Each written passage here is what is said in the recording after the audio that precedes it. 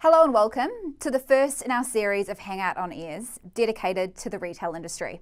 My name's Jess and I'll be your host for today's Hangout on Ear session, and we'll be joined by Iain McDougall, Head of Retail for Google Enterprise Australia and New Zealand, and later we'll be joined by Caudle, a geospatial executive based here in Sydney.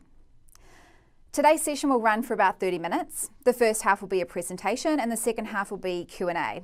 So we really encourage you to submit any questions that you may have for any one of our speakers. On the right-hand side of your browser, you'll see there's a Google form and you can enter your details in there.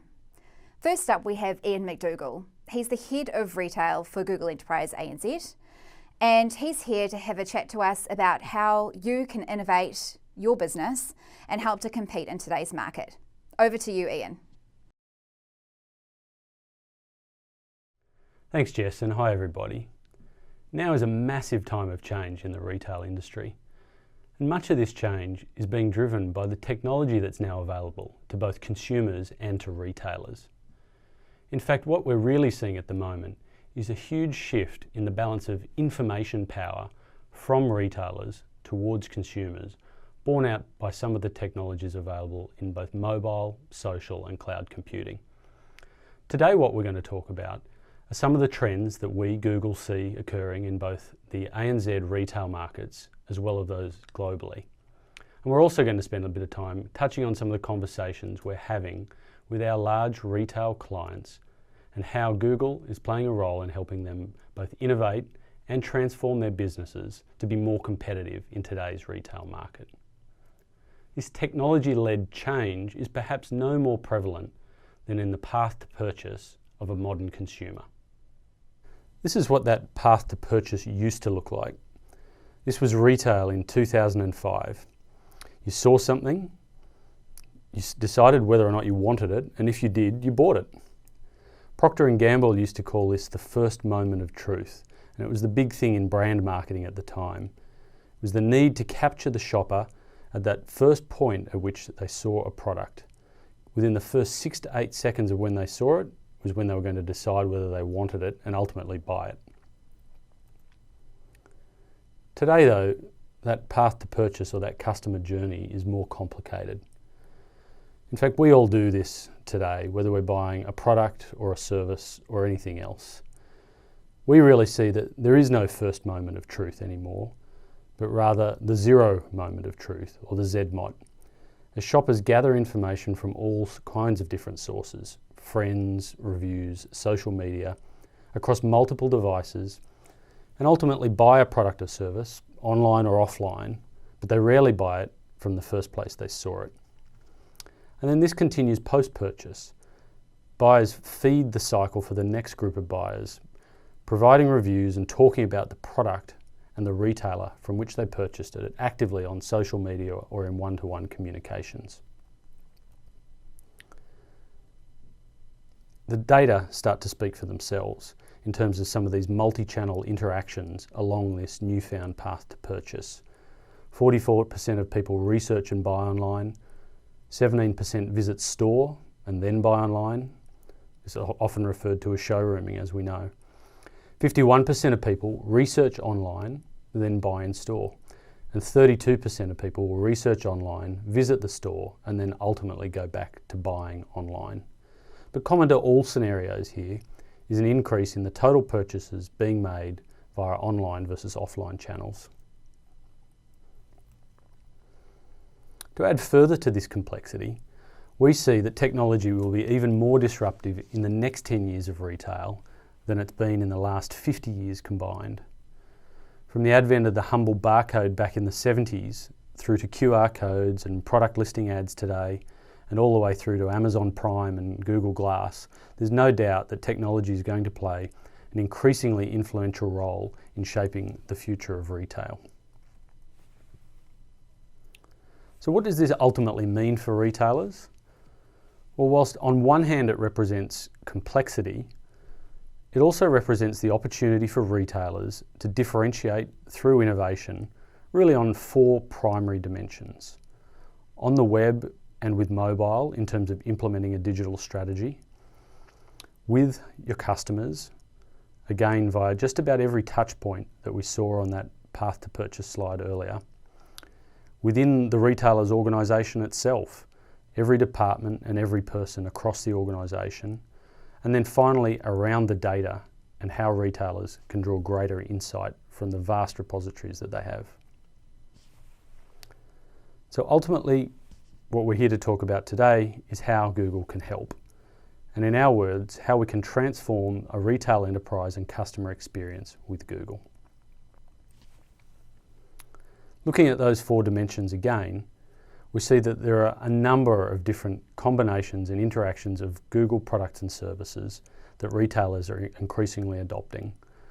Whether that's Google Apps for productivity, whether it's our geospatial services to help visualize important business data on a map, whether it's making use of some of our cloud platform and cloud service technologies such as storage, App Engine and BigQuery, whether it's optimizing a customer's online search experience, or whether it's about providing technology endpoints and devices to help customers and to help you as a retail organisation drive better outcomes with technology. First, in terms of delivering on digital strategy.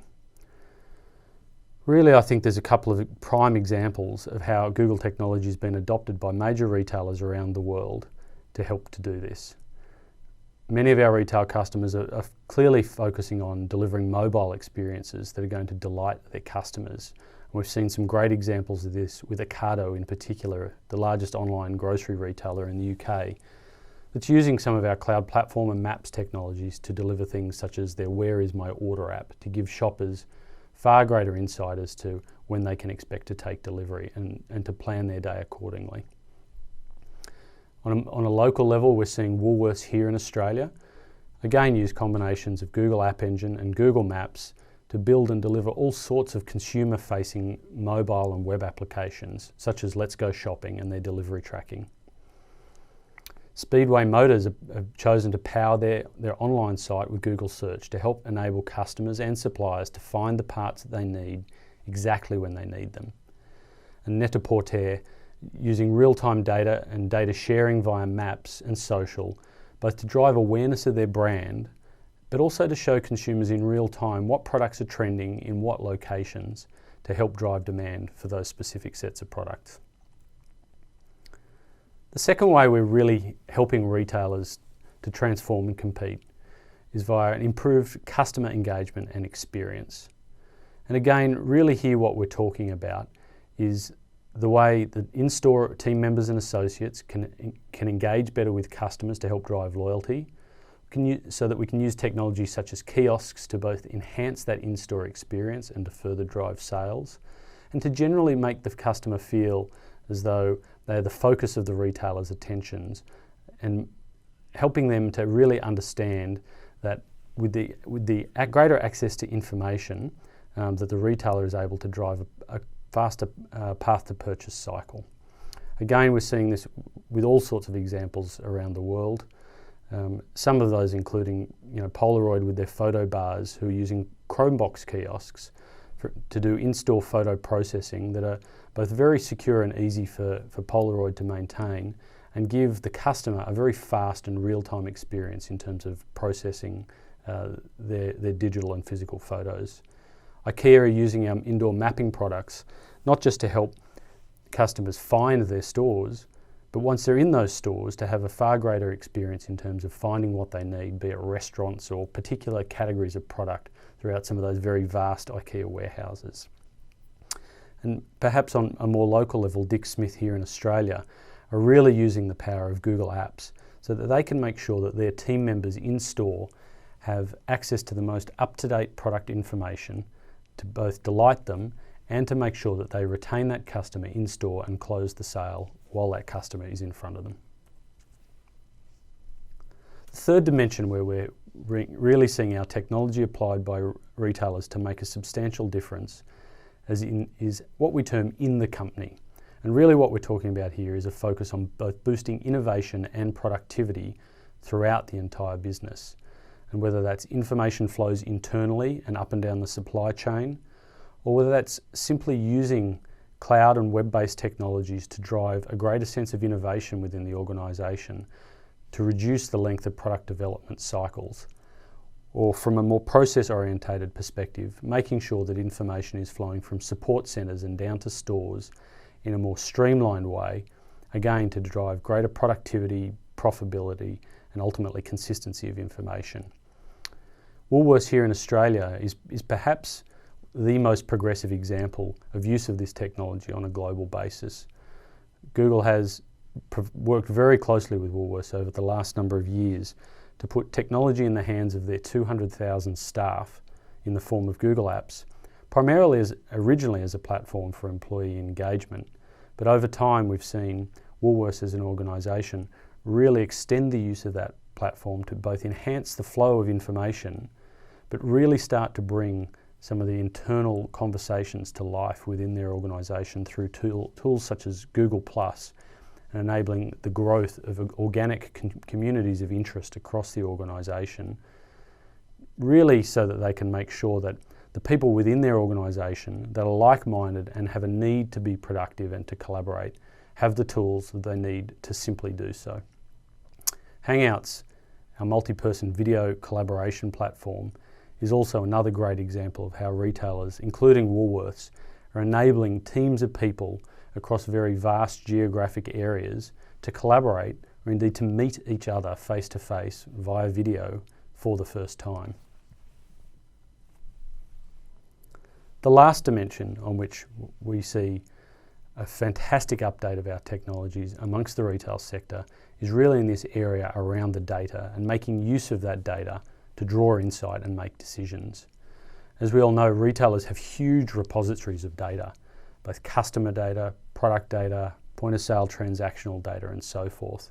And these for retailers today represent genuine big data problems. What we've also seen is that retailers now have the ability to, or the desire I should say, with the increased advent of the dependence on loyalty programs to drive sales, to really start to make greater use of that data to drive sales and increase customer loyalty. And so we see retailers using Google technologies such as BigQuery and Google Maps to enable actionable insight by taking those internal data repositories, overlaying external data sources as needed, and even visualizing those on a Google map. Perhaps one of the best examples we've seen of this is via the services of analytics companies such as Interactions in the US, who are taking those internal data sources down to the product SKU level and transaction level, bringing in external data sources such as demographic and historical meteorological information, and then predicting down to the SKU level what might happen, for example, when a snowstorm in the northeast of the US hits and what that will do to customer buying behaviour. And this really helps retailers to avoid out-of-stock scenarios and to make sure that they really do have the right products on the right shelves at the right time. So everything that we've just discussed is fundamentally enabled via this technological change that we've been talking about. And really at the heart of that is the internet. When we overlay that with these commonly discussed kind of nexus of forces that we talk about, these internet-enabled forces of social, mobile, data and the cloud, then really what we see is that Google can play a fundamental role in helping to transform and shape the future strategy of retailers through technology. Our pedigree of being born on the web places us right in the middle of those forces, and we're really seeing our retail clients understand that Google can help harness the power of those forces to help them innovate and compete more effectively in the market. So why Google? Well, not only were we born on the web, but our heritage is also in consumer products. So we know a thing or two about delighting end users in the consumer world. We know how to build web-based service that is both simple and beautiful for our billions of users around the world, whether that's YouTube or Android or Gmail or anything in between. We've also got infrastructure at a massive, massive scale. It's that very same scale of infrastructure that we use to deliver google.com search or YouTube. And so our retail customers realise that they no longer need to be in the business of investing in huge amounts of technology infrastructure to deliver services to their customers, but rather they can just get on with doing what they do best, which is ultimately retailing. And of course, we back all of our services with a real focus on our clients' success. We understand what is required to deliver these services at an enterprise and to a corporate grade. And so we back them up, all the things we do that our retail customers need from a critical technology partner, including phenomenal uptime, real genuine commercial SLAs, and of course, world-class 24/7 support. So that's it in summary. We believe that the technology that we bring to bear is really helping our retail clients to innovate and compete. And the 4 dimensions that we're doing that are on the web, with the customer, in the company, and around the data. Look forward to taking some questions from you now. That's great, thanks Iain. Now is a great chance to introduce you to Ryan Caudle, who'll be joining us in a second. And he is from our geospatial team, sitting in the Google Sydney office.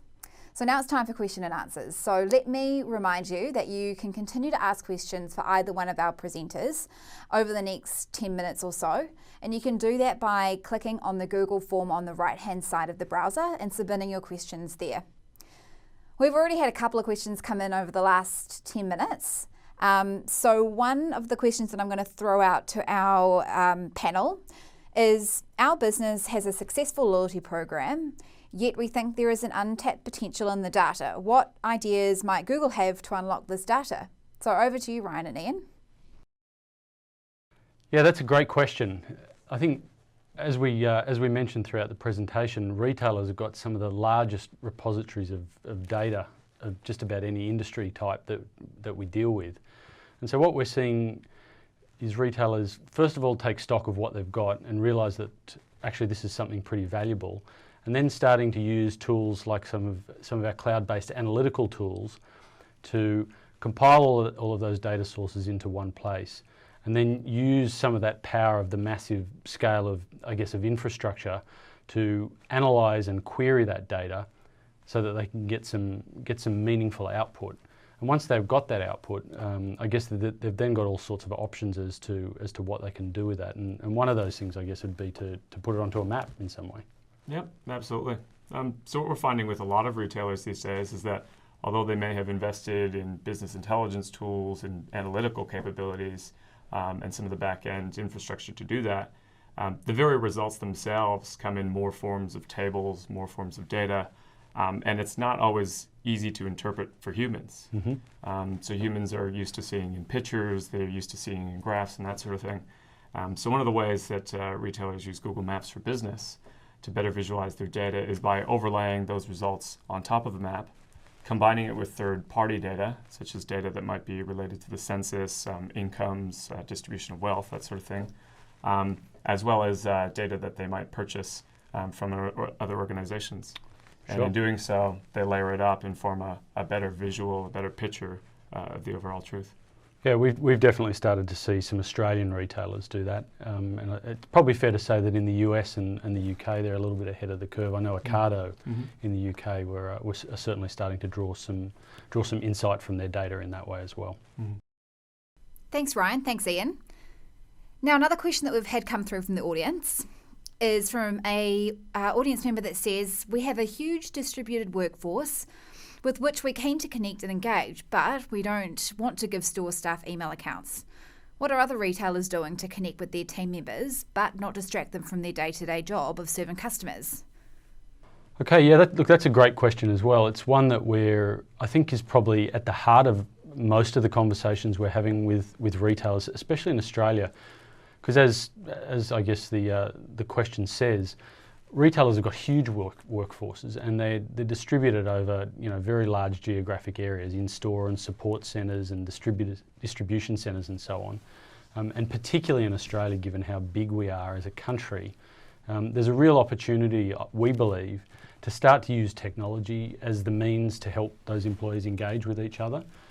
And so, while we're seeing Google Apps as a suite of products that's getting huge adoption amongst retailers, it's actually not Gmail and email that's forming, I guess, the core part of how the team members out in stores are being kind of brought into the conversation or are being engaged with.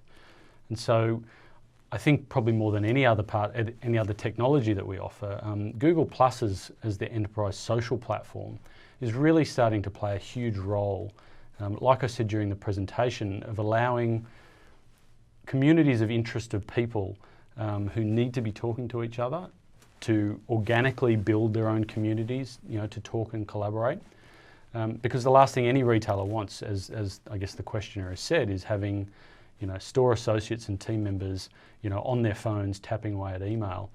But the enterprise social tools, when delivered in kind of a secure and manageable way, such as the way Google Plus can be done, is really a good way to both enable that kind of that engagement with the workforce from executive levels down, but also from a horizontal kind of community of peers.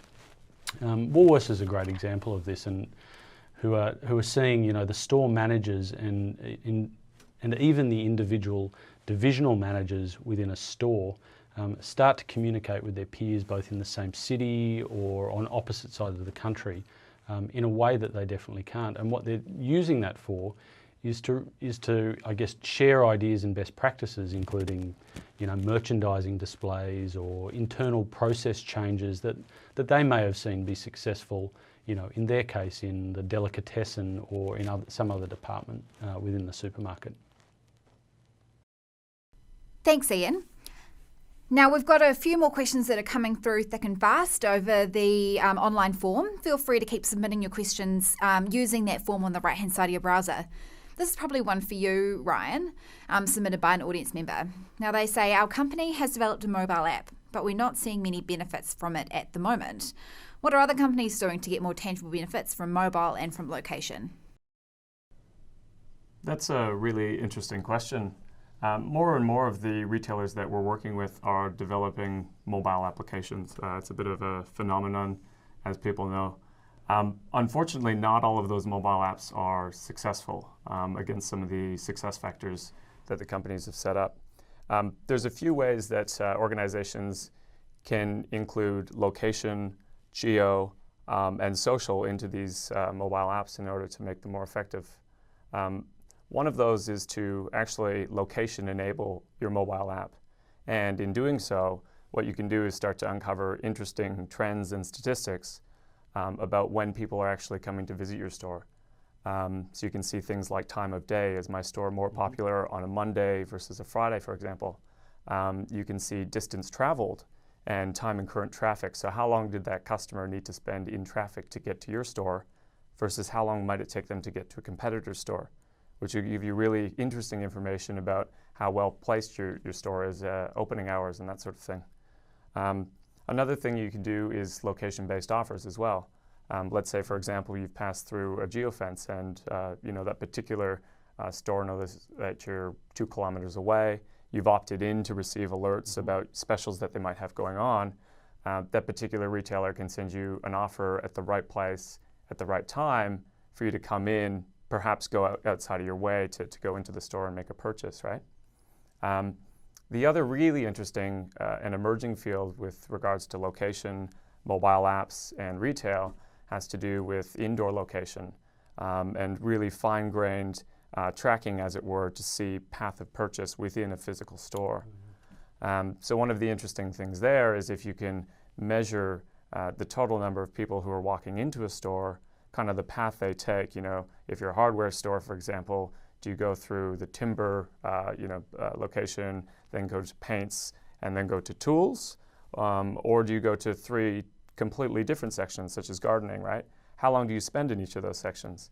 And conversion is also a very big issue as well, right? So by location enabling your mobile app, you can actually see when people might pass by a checkout on the way out of their store, or if they just leave through the exit without going to the checkout, right?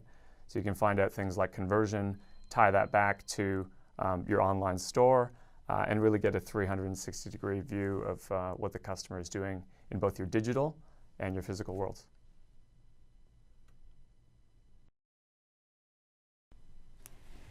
Thanks, Ryan. Now, unfortunately, we don't have time for any more questions today. But if you do have any more questions, please feel free to still continue to submit them using the form on the right-hand side of your browser.